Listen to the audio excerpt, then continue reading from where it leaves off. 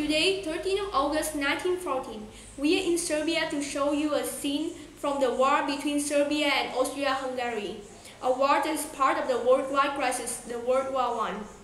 Austria-Hungary had declared war on Serbia because of the July crisis. This is a diplomatic crisis.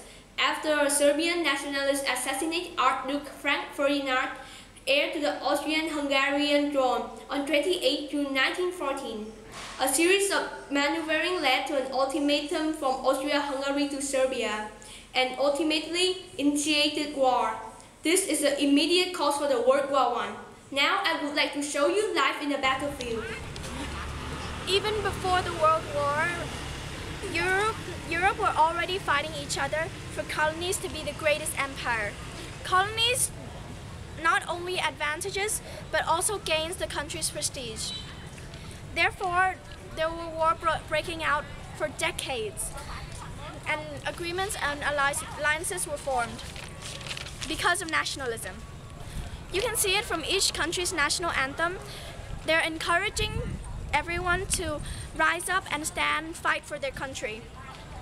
That was a desire for every country to become the greatest from long time ago. So when the First World War broke out between Serbia against Austria-Hungary in 1914, most of the strongest countries will want to prove themselves. This is how nationalism has caused war from the very beginning.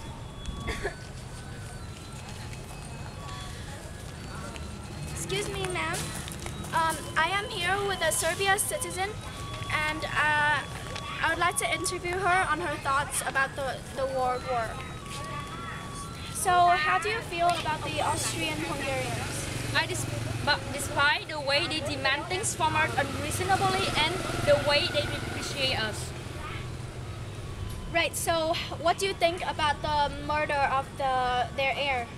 Well, in my very own opinion, that is a really, really natural thing a man who loves his country will do to defend the country and preserve the country pride.